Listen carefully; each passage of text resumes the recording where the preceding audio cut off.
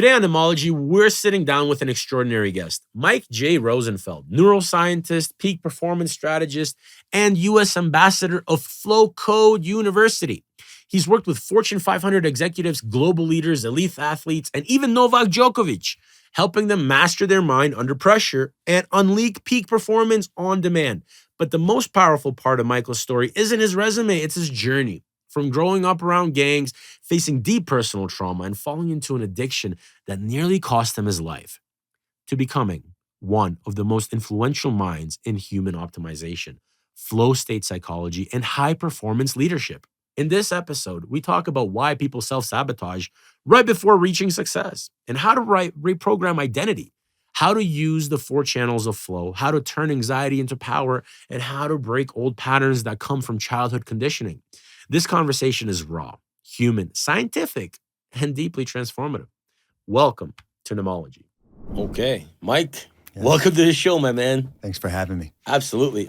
You are one of the interesting people in today's world of, science, the mind, and I have to mention right off the bat, you worked with Novak Djokovic, and me being Serbian, I know my Serbian audience is going to be like, what? So how did that happen?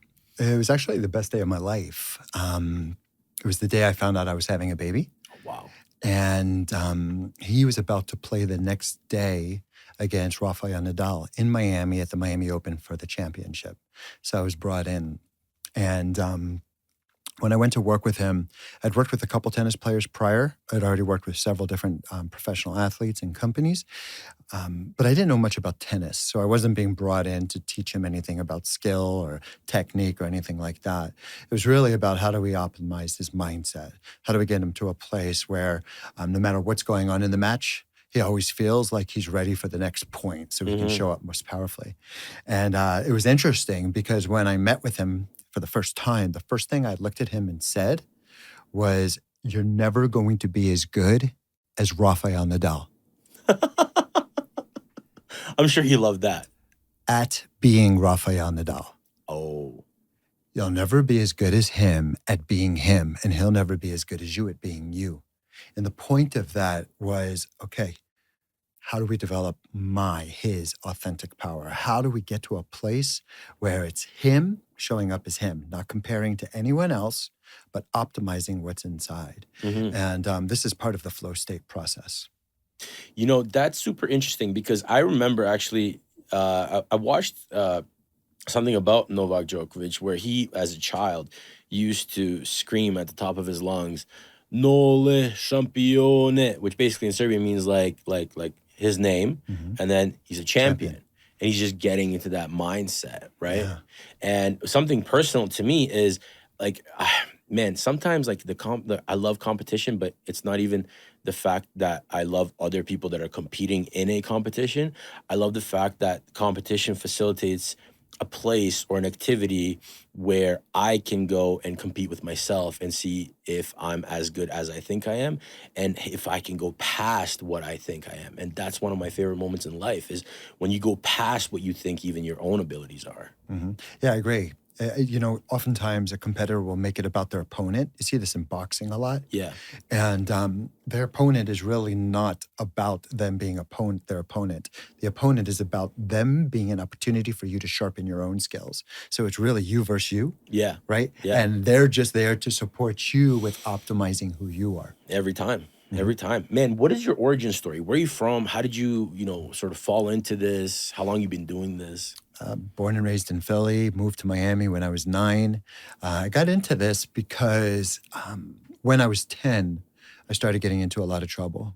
And by the time I was 14, I was involved in gangs and had just lost a very close friend who was killed. And I was put into a program for juvenile offenders. And while I was there, something traumatic happened to me where I thought that I was going to have AIDS.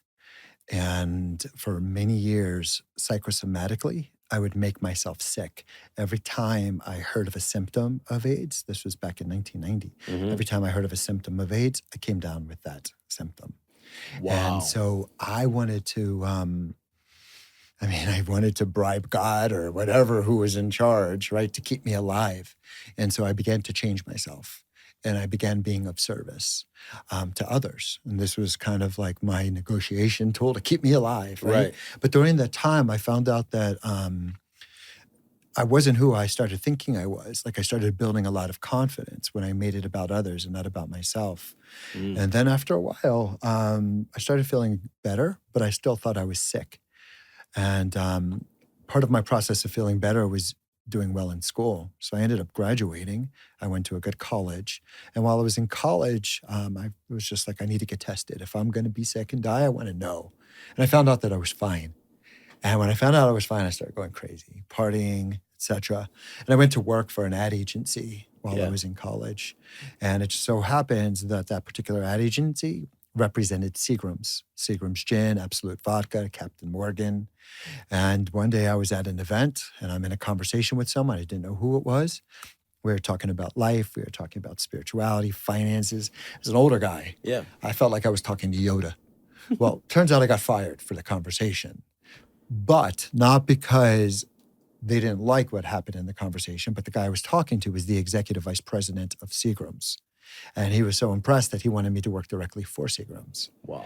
And so they moved me up to New York in my early 20s. And at that time, Seagram's was the parent company to Universal Entertainment, Universal Studios, Universal Music, pretty much the whole entertainment industry. So I went to work working with MCA and Interscope, focusing mostly on hip hop, which I loved at the time. But here I am making a lot of money because I moved up the ladder pretty quickly. But I'm marketing music that had a negative message and we're targeting kids. So I had a problem with that. I love the money side of it, but I didn't love who I was becoming. So I ended up leaving that, studied to become a rabbi, didn't want to do that, and then moved back to Miami and I founded a charity for kids, mostly gang members, and it used hip hop as a tool of therapy. And I did that for many years and I was pretty successful at it. And then I got to a point where I was like, okay, I think I can be pretty good. I was brought on to Oprah for it. And I was like, I think I could be pretty good. So who do I want to work with? Like, what's the next challenge going to be? And the answer was I recognized the power of celebrity from my work in the music industry. Right. So I was like, I want to work with these people in positions of influence, celebrities, athletes, CEOs of large companies. And so that's kind of what got me to where I am now. That's amazing. So I'm always looking at this as, I don't know if you watch the show Billions, but you know who I'm thinking of, right? Of course, I get it all the time. So she has better hair. Yeah, a little bit. So I actually have a performance coach that I sought out because when I was about 22 to 24, I had a friend that was in psychology and he was getting his master's and he wanted to be a professor. And the entire time that he was in school, and especially in the summers, like I had a construction business, he was in school, but we hung out all the time. And all we would do is dive super deep into like self-analysis, analyzing each other, going down the rabbit hole of psychology and how we work and everything, and trying to, am I a sociopath? Am I this? Am I that? Right? Just like, and then you think, holy fuck, I'm fucked. Yeah, the second you start studying that, you start finding all the truths about yourself. You go so deep, you're like, holy shit. And then, and then after I realized, okay, cool. So maybe we get like a professional to do this. But then the more that the course like sort of went on and like his master's like thesis paper and everything, we realized that a lot of that is, it's also structured in a certain way. So that was the scary thing, because if we take like all the information that exists about those topics, but then we sort of aim it and weaponize it towards being afflicted by these things, then those people start to feel that you identify with it. They identify with it, right? So I said, okay, you know what? I got to stop this. Enough of this. I went into a bunch of real estate courses, a lot of coaching, and I found that I'm getting way more shallow information, but way more practical information. This is actually good for me, and that's what got me down the path to finding a performance coach. Because after I saw that, I'm like, so these people exist. They do exist. It's not common knowledge, and they cost a lot more money than a psychologist does, but at the same time, they do exist. And that's when I started actually going to these like sessions, and it's not like a therapy session, but it's sort of like performance based. right?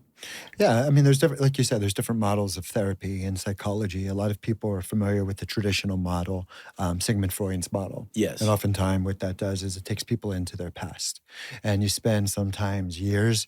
I mean, I know people who've been in therapy for 30 years, right? Yeah. And what they're doing is they keep reliving their past. They keep rewiring those neural pathways. So they keep identifying with their past with the hopes of coming out of it.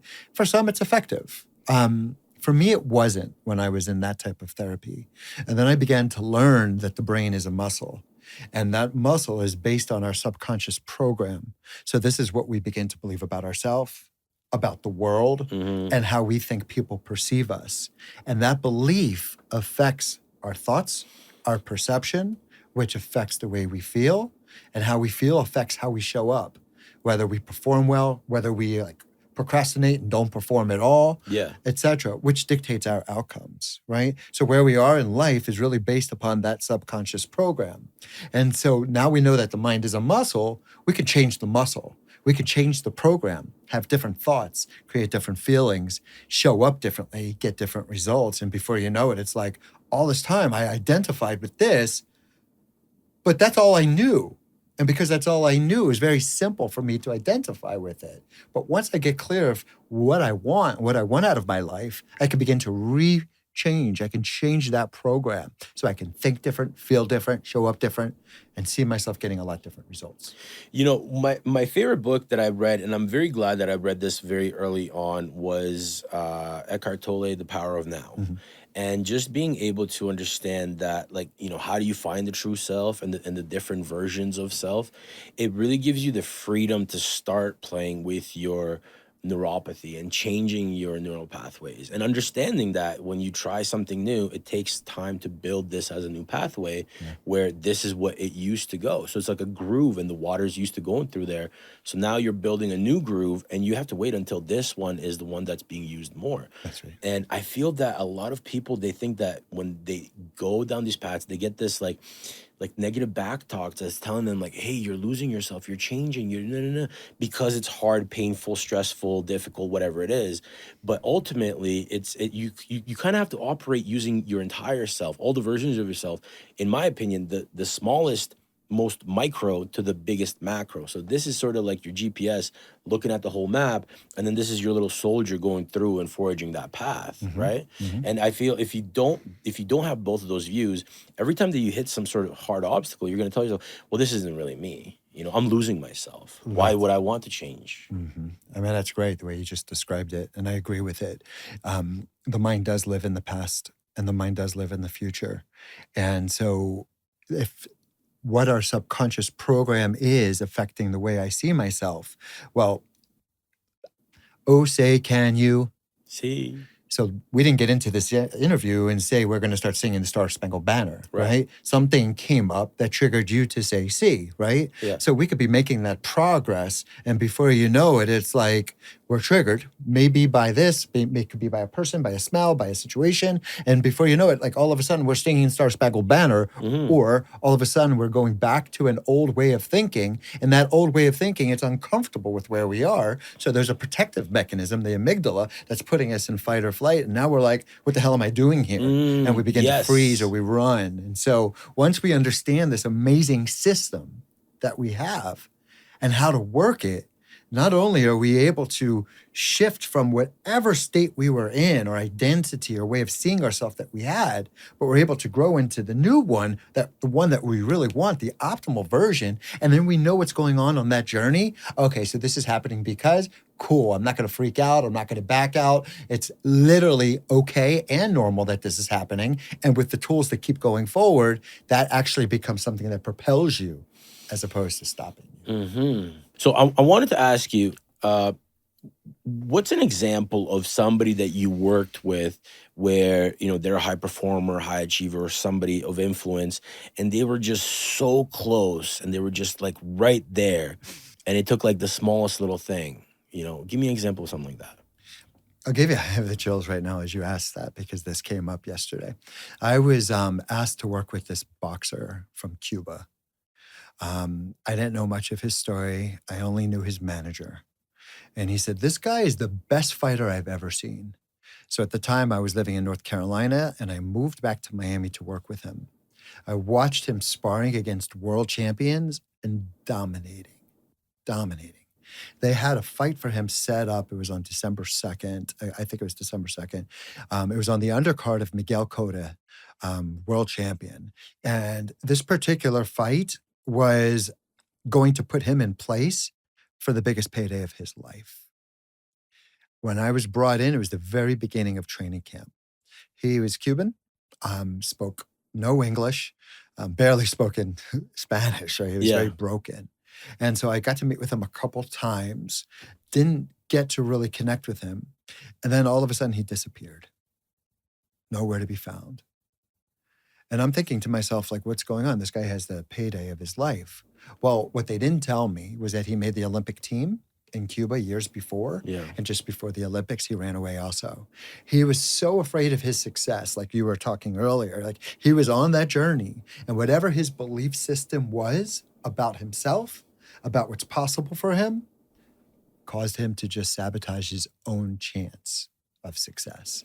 So I'd say that was one of the biggest, because he was pretty freaking good. He ended up getting stabbed a little while later and is not fighting or anything anymore. Wow. Wow. You know, I've felt this as well myself. I've felt sometimes I am so close to victory. I'm so close to that next level, to that ultimate, you know, evolution, level up, whatever you want to call it. And I found myself in those times, for some reason, the most stupid, nonsensical, useless problems seem so important that I have to focus on them. Like, it just, no. Forget the success and evolution. I have to take care of this right now. This is the biggest fire in my entire field. I have to go and put this out. And then ultimately, when you look back, it's like, why did it take me 3 extra weeks to get to where I was eventually gonna be? Why was I focusing on all this random things when I could have just took like the, you know, A to B? Why did I go A, Z, you know? Do you remember learning about Christopher Columbus as a kid? Yeah. You remember learning about dinosaurs? Yeah. Have you ever met either of them? No. No, but we were not taught how this system works, right? So what you experienced is really normal. I think there's a lot of people who are listening that can identify with it. I certainly can. I had an opportunity. I met with Norman Brayman, who is the former owner of the Philadelphia Eagles. I met with him to support my charity in Miami. This was back in 2003. Yeah. And I ended up partying for 2 nights beforehand, showing up completely hungover and sabotaging the entire experience.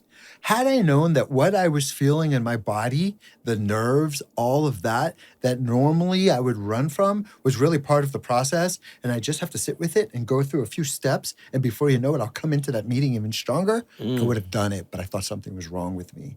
And before you know it, I just moved away from what it is I wanted most. Yeah. A lot of people procrastinate. A lot of people just destroy their future in that way. Yeah, absolutely. Oh, man, one of the earliest examples was this is still a little bit like, oh, damn, so close. I was working my first job ever. You know, I was 18 years old. I used to be a Filter Queen salesman. So we used to do the door-to-door stuff with the big old vacuum cleaners, selling for $4,000. You know, you walk in the door, you do the whole 1-hour show, and at the end, hopefully they buy. And I had so many issues at home where I lived with my parents, and I wasn't able to perform because in the morning, you know, my mom would come home from night shift, and she would be mad that I'm even doing this. So we'd get into a fight. And then later when I come back from my house, to my house after work, my dad would be home and he'd be like, how'd it go? And I'd be like, well, I didn't sell anything today. And he'd be like, oh, what the fuck? This is bullshit. You know, you could have made, you know, you worked for 10 hours. You could have got paid X per hour. Why didn't you just do that? You know? So that was like a common theme. And how did you feel when you heard that? Oh, fuck, so angry. I'm like, you just don't understand. Like, it's fucking commission, it's sales. You know, I was so angry. And I took that anger with me to every single show. And then every time I was doing a show, I was trying to, it's like I was trying to convince my parents that this is correct rather than understand the needs of the actual person that I was selling to. Right. So you took yourself out of the game. Absolutely. Yeah. And I was doing no business until my boss, actually very, very fundamental, important figure in my life, He said, Nemo, why don't you go on a road show? I said, what's that? He's like, well, it's 3 hours away. You know, it's north of Toronto. It's called Orangeville. You know, it's kind of like in the boonies, in the countryside. A bunch of rich people are there. They got big mansions, and I think it would be good for you to kind of get away from home for a little bit and just go like be by yourself. And I said, sure, let's go. So I went there with like 3, 4 other guys. And that was like my first like grown up bonding experience, like away from home, working, like hustling, seeing how other men are doing this. Everybody was older than me. I was 18. Everybody's in their 20s, 30s. So I was motivated every morning because we'd have like a meeting and we'd kick off and then go and sell. And then we would come back and then we'd just hang out and talk shit about the day. And this was a completely different animal. Now, that was the first time that I made like, I think it was $2,200 in a day. And I was like, fuck, I called my dad. I'm like, look, I did it, you know? And I'm like, $2,200 in a day, look, it's possible. And then he's like, yeah, but you know, how much did you make for the month? Because the other days you didn't sell, so you still got to factor. I'm like, okay, fine. But in a day, it's possible. And if I was doing anything per hour, unless I'm doing like $200 an hour, like I'm not going to be able to make that. And what ended up happening, I was supposed to have a certain amount of sales, and I had 3 left, and it was a Thursday. And it was the end of the month. And end of the month ended up being on Monday. So on Thursday, I got invited by all my friends to go out for the weekend. My girlfriend at the time, everybody, they were doing all these things. It was like a big party, big gathering, and then we're going out to the beach and whatever. And I figured, you know, I got 3 left. What's the big deal? So I went back home on the Thursday, spent all weekend together with the friends, and then I came back Sunday night. And that Monday, I made 0 sales. And my quota for that month, I didn't reach that to hit the next level, and it was a failure. What did that do for you? A lot of denial at first. A lot of denial. A lot of, I knew what I did wrong. I knew that I should have stayed there. I knew I should have delayed gratification, but I didn't. And it took me a long time to understand the actual mistake that I made and to learn the lesson from it. Because at first, I tried to blame everything else. And what comes up for me when you share that is, you're familiar with flow state? So flow state, we think of flow state, or at least for the most part, many of us have been introduced to flow state through sports. Yeah. You know, you saw Michael Jordan back in the 90s. He was in the zone. He just can't miss. He's on fire, right? And you see that when like an athlete is at their very best and they're performing beyond the norm. That's right. So when a person is in flow, the scientific term for it is transient, which means temporary. Hypo, which is the opposite of hyper. So it's temporary, slowing down, frontality of the front cerebral cortex, right? Yeah. So they're not in their head. But what happens is when they're in flow, it's also very measurable. We know what's going on with their brain waves, slowing down into alpha, theta, gamma. We know that the body's producing healthy endorphins. It's also producing adrenaline, norepinephrine, oxytocin, dopamine. It's measurable what's going on when we're in flow state. So we know our bullseye, like what we're measuring, and now we know how to access it, right? So there's 4 channels that get us into flow state.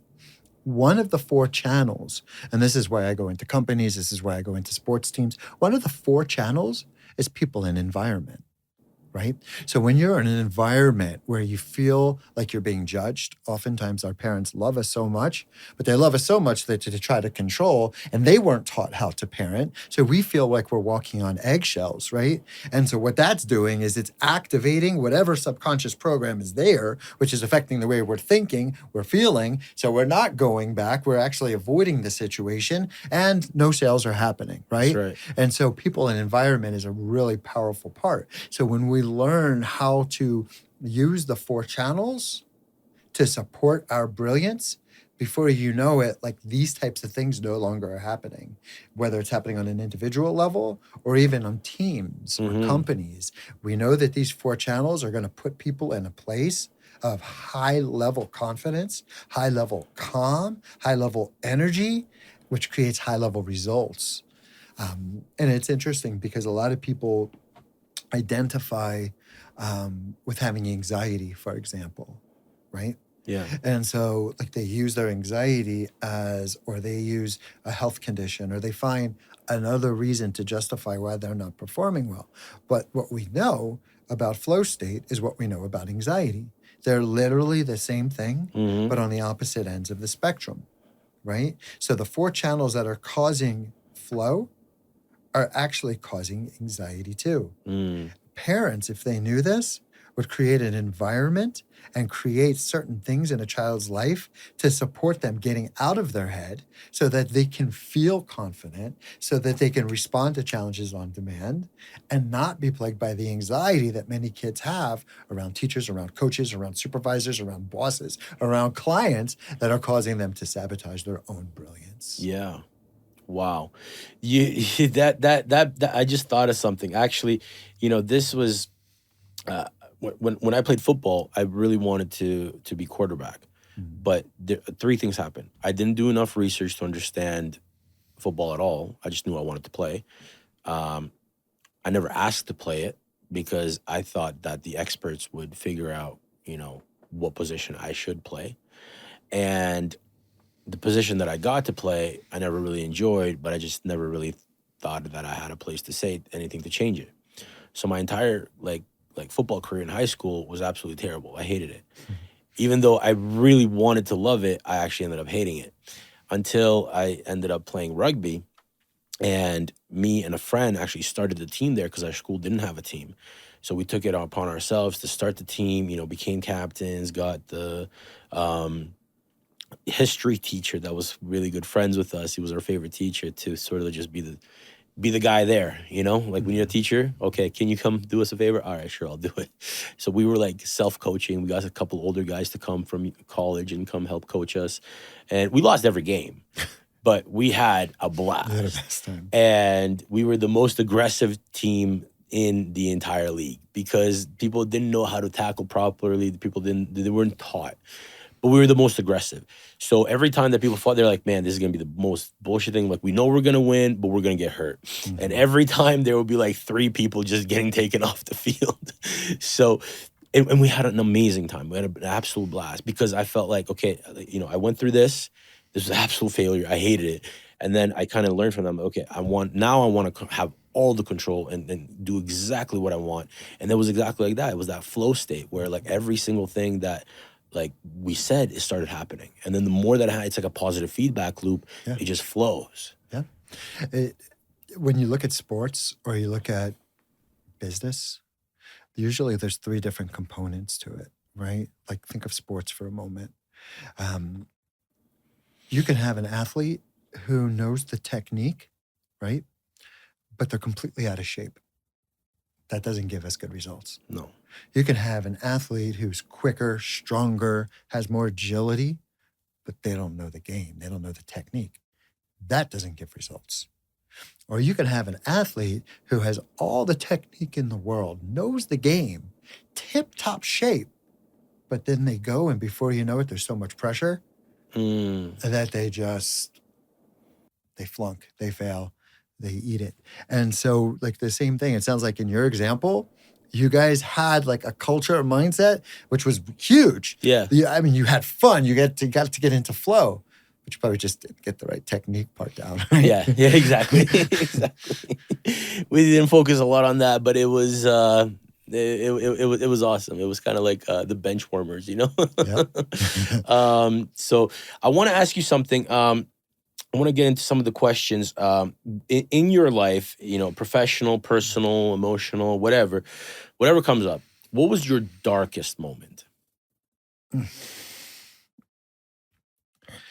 There's a lot. And so like, it's which one I want to talk about now. I think what the darkest moment that I can remember was with my charity. I was brought on to Oprah. And during that time, I was brought on to Oprah because of the success of the program. I was running a program for gang members, and we had a waiting list of 10,000. And we had a lot of very strong measurements in place, and kids were like going through the program and graduating the program and changing their lives completely. Not just like not getting in trouble, but sometimes becoming doctors, sometimes like really powerful results, Wow. right? And so I was brought on. What people didn't know during that time is I was going through my own addiction to cocaine. And so I was on Oprah being interviewed by Maya Angelou, completely strung out. And as she was talking to me, like I wasn't just using it for the first 20 minutes, I'd been using it for a day already. And so like I was so freaked out that I can barely think and communicate. Mm. When I left, I felt a certain way about my failures, right? But I went home and I had a party. There was a bunch of people waiting for me to celebrate being on Oprah, right? And that kind of party was not like, it was a drug party, right? Yeah. Okay. Well, that went on and it was about 4:00 in the morning and everybody was leaving. And I had a big line of cocaine that I was going to go do. And as I walked over to do it, I had a pit bull at the time, and his tail wiped it off the counter. Let's go Pitbull. Let's go pit bull, right? So I'm on the floor trying to gather it all and like couldn't, right? It was in the, it was, okay. So I got into my car and I went down to the ghetto in Miami, and I was very familiar with that area, and people know me there. So I felt very safe going to buy more. And 4:30 in the morning at that point, like it's an easy time to go find some, right? And as I'm driving around to the places I knew, nothing was going on. But then all of a sudden, this kid flags me down. The kid must have been like 14 years old. Yeah. So I get out of my car and I walk over to him, and he was like, "What do you need?" And I was basically a gram of blow is what I wanted, right? And I had this thing because I hated myself at that time. I really had no confidence. Despite the results I was getting with these kids, I knew what I was doing and I couldn't stop, right? So one way I would justify what I was doing was every time I saw someone, I would do my best to either make them smile, laugh, or feel good about themselves. Yeah. So here we are at 4:30 in the morning and some like random guy pulls up to buy cocaine from you and you're 14 years old and all of a sudden he becomes a motivational speaker to you, right? That's what I was doing. Like here I am like talking positive to this kid and he's like, and he pulls out a gun and he puts it to my head, right? And he's standing there with the gun to my head and I'm completely numb. And he's either trying to pull the trigger or he's resisting pulling the trigger. He had a tear in his eye. And he ends up taking my watch. He takes my wallet. And I got back into my car. And I was like, I was the happiest person alive, but not because I was alive. He forgot to take back the cocaine. So within 20 minutes, I went through almost a gram of blow, driving home, snorting it, putting it in my cigarette, smoking it. And then I got home, and now like I have all this adrenaline. I just had a gun to my head. I just did about a gram of blow, right? I'm not ready to go to bed. Like I'm wide the heck awake. But I just had my watch taken and my wallet. So I have no money, no cards, nothing. So I go to my next door neighbor's house. And while I'm at his house, nobody knew what I was going through. Like I could hide it really well. So I knock on his door and I'm like, listen, man, something's coming up. I have an emergency. I need to borrow $100. He gives me $100. I get back into my car and I end up going back to the same exact spot where the kid put the gun to my head. That's how messed up I was. He wasn't there, but people I knew were. And I buy $100 worth. And as I'm driving home, I'm listening to this song. It's by DMX. And in that song, he's having this conversation with God. And he's like, why are you allowing me to go through all of this? I believe in you. And then basically in the song, DMX comes to the conclusion and he says it. He goes, I get it. And everything that I've been through, there's something you wanted me to see in order to become who I'm meant to be. And at that moment, I pulled over on the side of I-95. I start crying hysterically. I'm looking at myself in my rearview mirror and I'm saying to myself, holy shit, everything you've gone through, you're not a junkie. You're not a hypocrite. You're not a fraud. All these things I was telling myself. Yeah. You've just been behaving that way. Who are you? And like you said, you got sent away for a while. I went away to California. I went to Joshua Tree for about a month and a half to reconnect to myself. But I think that was probably one of the darkest times of my life. Wow. That is a story. Yeah. And it was the exiting of that dark time. It was like the catalyst for me to figure out who I really was, what I really wanted, to check in with my truth. Yeah. So you are obviously a mentor, a coach, a person of influence to many people now today, but who would you say was your biggest influence, coach, or mentor in your life? Yeah. Like I said, I met the vice president of Seagram's. And for about 20 years, twice a week, he would mentor me. Mm. And through that mentorship, and it didn't happen instantly because I wasn't looking for that. But I began to discover I'm not who I thought I was. Right. And he just so happened to teach me what he was doing when he goes into companies and charges back in the 90s over $10,000 an hour. So I got trained by one of the best on top of my college studies and graduate studies.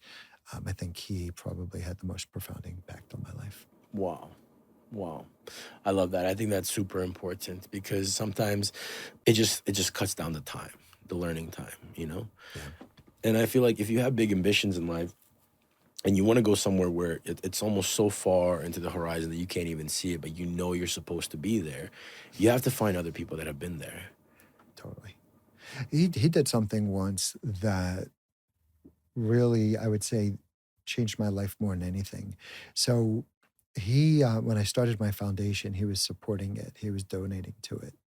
And this is back in the early 2000s. And then 9/11 happened. And he was one of the top advisors to the Pentagon, civilian advisors as well. So he left to go there. And during that time, here I am in my very early 20s running a charity. And I knew how to work with people. I knew how to get results with people. I did not know how to run a budget. I did not know how to raise money. I did not know how to do the bookkeeping, right? Mm.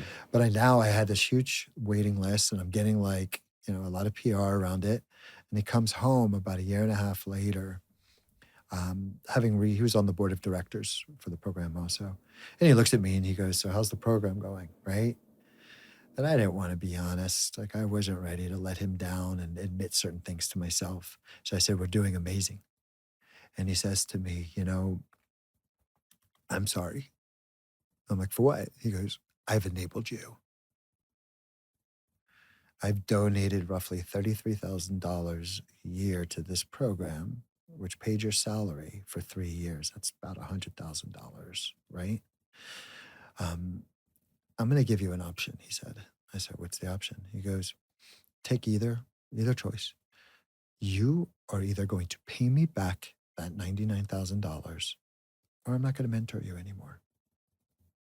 He goes, "I don't need the money today." He goes, "We'll work out a plan that you can afford. I know you're not," because I'm doing charitable work. I wasn't paying myself, right? Yeah. He goes, "I know you can't afford to pay me it all back. We'll work out a plan." And that process is what started to propel me to do more, to be a little bit more growth minded. And I built my confidence with that. And I think him showing up in that context in different ways throughout the course of my relationship with him um, lent him to becoming one of the biggest figures in my life. Incredible. My parents too. Yeah. Incredible. Now, as you know, we have guidance and we have people that want to help us or try to help us, whether it's our parents, whether it's people that are important to us that want the best for us, or even if it's ourselves. Sometimes we still end up making mistakes. Mm-hmm. So, what would you say was your biggest mistake? My biggest mistake. So, what was my biggest mistake? I don't know if I would call it a mistake. I probably did then. I think my greatest opportunity that I kept driving myself through suffering over was I didn't believe in myself to put myself out to the world, right? Um, I'd been working with Jamie Foxx and one of his companies, Prevail Revo sunglass company, with David Schottenstein as well. And I went into that company and we created like Like we did it. Like I went into that company and I sat with them in the first interview and they were telling me they were having challenges with raising amount of capital for the company, right? And as they were telling it to me, like they were talking as if it was like hopeless. And my response to them is like, well, thanks for sharing this with me. I'm on my way out. And I did that even though I was like nervous as heck to be in front of them. Yeah. I did that because I needed them to respect me. And if I was willing to walk out, that means I didn't need that, which means I have something. And I did. I had other things going on. But at the same time, I really wanted it. And they said, why would you leave? And I said, well, because if you already believe that there's no hope, well, that's affecting your perception, which means no matter what I'm going to say to you, you're going to hear it through the lens of there's no hope, which is going to affect the way you feel, which is going to affect the actions you take or don't take, which means we're not going to get any results. But if you're willing to change that belief, let's go.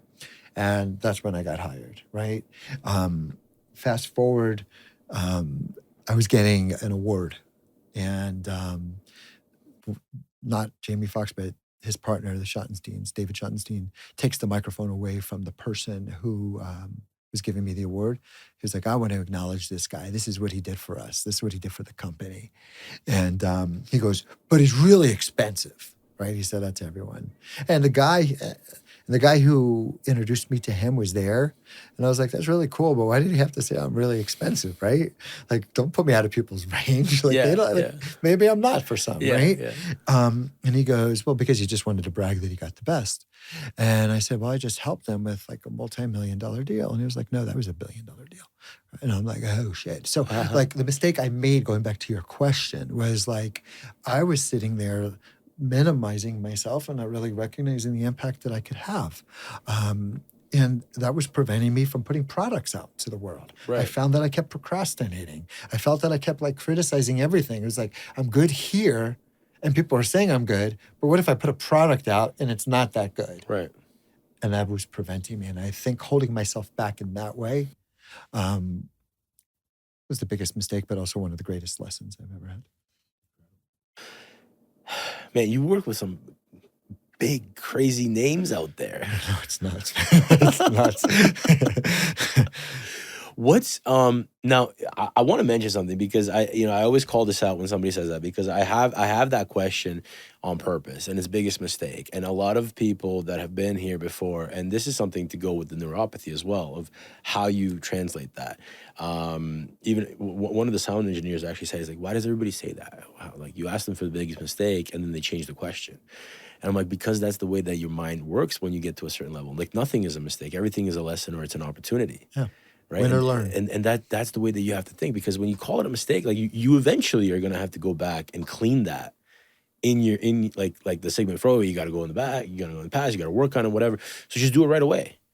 You made a mistake. Okay, cool. This is the lesson. What am I supposed to learn from this? Okay, I'm keeping myself small. I made $1 billion worth of difference, and I'm thinking, in thousands. Okay, what's the issue here? How do we solve this? Boom. Okay, and let's go. Right? Recognize it, and then just move on. So I really wanted to mention that because I love that. And then the second thing is, I want to ask you, when you're working with these people that have so much influence, they have so much attention on them, they have so much like PR responsibility, let's say, because one thing they say could go extremely good or extremely bad. How do they keep true to themselves and also look good in the public eye? And what's one common like denominator between all of them to sort of like stay there for so long? Right. So the world expects me to be a certain way, but that's no longer who I am. So how do I keep everyone happy? Right. Well, I mentioned DMX, right? Yeah. And so like people didn't know Earl Jones. They knew DMX. Right. And so he never got to be Earl Jones. Right. He had to show that image of DMX. And so that's what limited him, and ultimately, I imagine, led to his death, right? Because he couldn't live with himself because he wasn't being himself. And when we're not being ourselves, our body shows us through anxiety. Our body shows us through depression. So like there's certain feelings that we begin to feel that we escape from. So we may be escaping through drugs or from overworking or from whatever the addiction might be, right? Yeah. Whether the addiction is healthy in some cases or unhealthy in many. I was asked a different question, but it's the same answer. Like knowing what I had been through, knowing that I never really had much confidence growing up, how come I don't feel, or do I feel imposter syndrome when I'm working with these people? And the answer is I don't ever, because I don't present myself as like the all-knower. I present myself as a student, right? And I'm constantly learning. And so when a celebrity or someone is presenting themselves as like, I'm it, um, oftentimes they're limiting their ability to be human, which is going to cause a demise in their performance. If you follow football, I don't know if you watch Jalen Hurts, the quarterback of the Philadelphia Eagles. Like, I haven't seen anybody do this as good as he's doing it. He's getting criticized so much by everybody every second, but he just won 19 games in a row, including the Super Bowl, right? But what he's constantly saying is, I'm learning and I'm applying what I'm learning to the best of my ability. And so to answer the question, when people are having that challenge, the key is for them to, we all have an identity, going back to earlier in the conversation, which is how we view ourselves compared to this idea of who we should be, how we believe people perceive us, and what we think is possible. If your identity is best quarterback in the world, well, when you don't play that way, that really rocks your world. And that's where people go into slumps, right? Batting slumps, throwing picks, interceptions. Yeah. But when you see yourself as somebody who's consistently learning, it goes back to your earlier question about mistakes. There is no mistake. It's win or learn. And so these people, when they present themselves to the world as, hey, listen, I'm learning, they get to make mistakes and grow from them, and it doesn't destroy them. And that's something that we tackle immediately in our work together.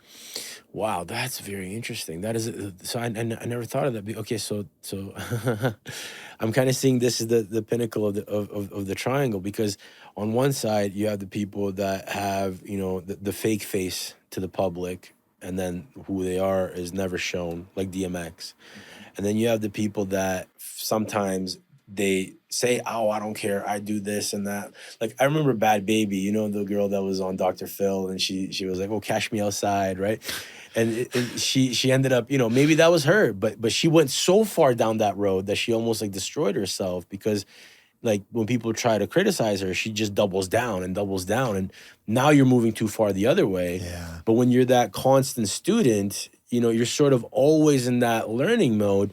You don't feel obligated to hide, and you don't feel obligated to double down and overcompensate. Right. You're just sort of like going down that flow. You get to be you. Yeah. You get to be you. And if you're really willing to be you and give sincere effort, you're going to get some good results.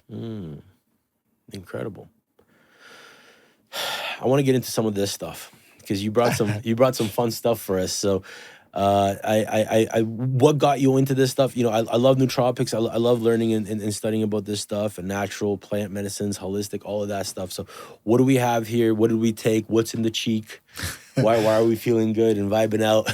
Yeah. And so, if I were to say that no matter how you're feeling, right, you can take yourself through a quick process that will allow you to shift out of what you're thinking and feeling and show up at your powerful self, most people would say yes, right? Yeah. So going back to tennis, like you'll see Djokovic or Nadal or any of these greats doing pre-serve rituals, right?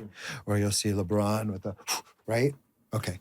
And so we know to get into the zone, there are 4 channels, and we discussed one of them, right?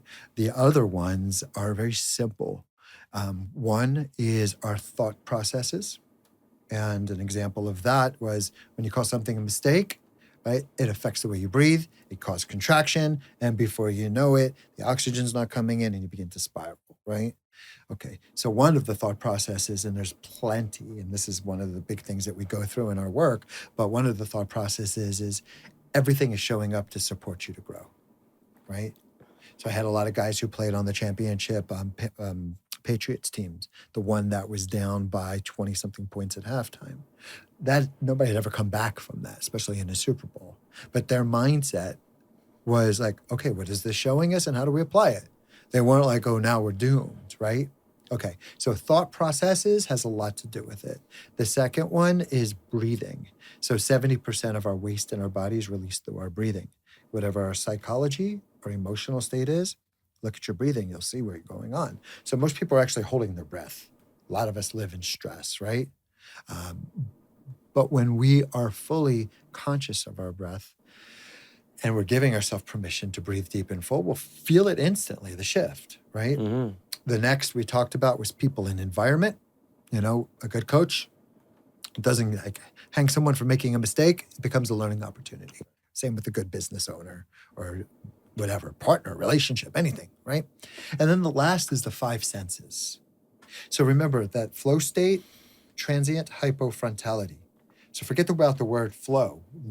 The game is to calm your nervous system and to slow your brain waves, because that's when you produce healthy endorphins. Mm-hmm. So the five senses. You've listened to music before that has created calm. Yeah. And I'm sure you've listened to music before that might have made you anxious, or listened to music before that got you fired up, right? Yeah. Well, because it has that effect. You could walk into a kitchen or into a house and all of a sudden there's this smell from when you were a kid. Maybe it's cookies or something. And you begin to feel calm. It's like, whoa, right?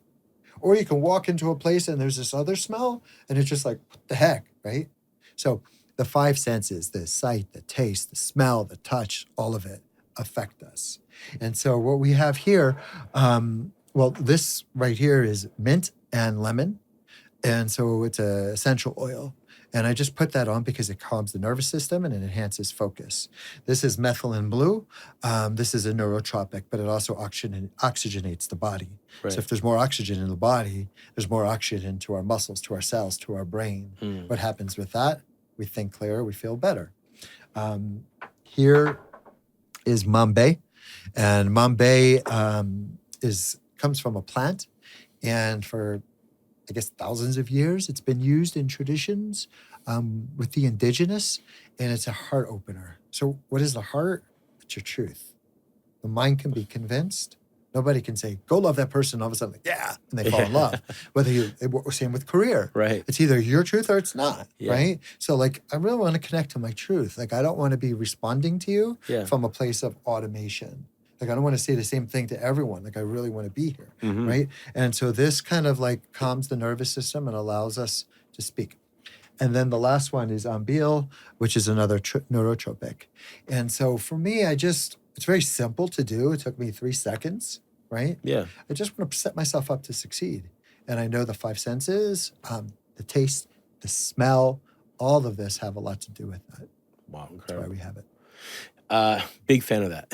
Yeah. Big fan of that. My man, I want to get into a rapid fire round with you. Boom.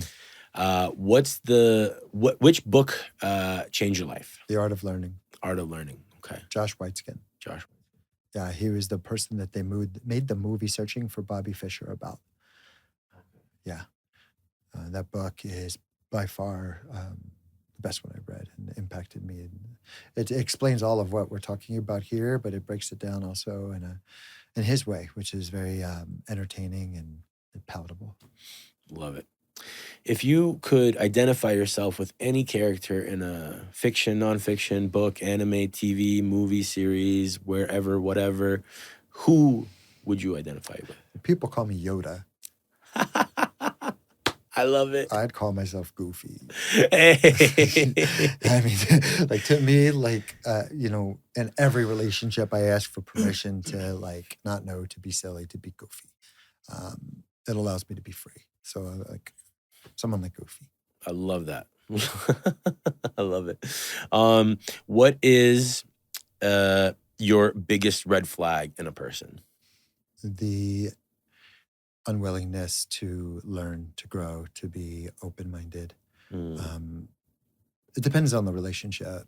The biggest red flag is the most obvious, when people are not kind to themselves or kind to others. What is the best money you ever spent? The best money I've ever spent on my coach. Yeah, not even close. It like has quadrupled like on a monthly basis, like the return. Yeah, I love that. If 18-year-old you could see you now, what would 18-year-old you say about you now? You're lying. Like, there's no freaking way we got here. Like, what the heck? But he would also be like, Yeah, let's go. Exactly. It would be both. Yes. My man, Mike, if you had 60 seconds message to the world, what would you say? 60 seconds message to the world. Okay. I mean, the belief system is that everyone has the same purpose. So our purpose is to literally get to know and optimize who we are.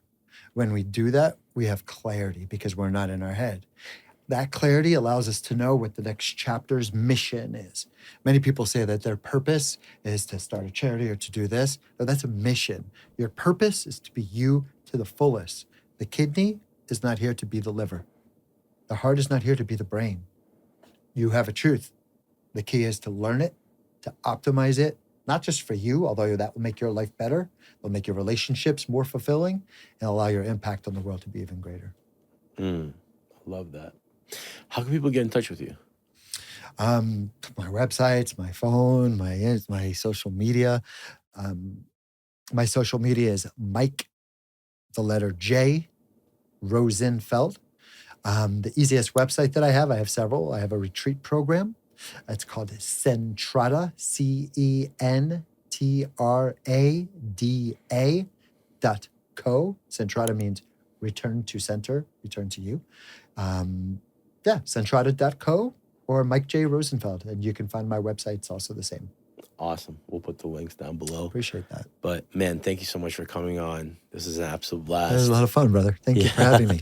This is great. Absolutely. Guys, this is Nemology. Until next time, peace out.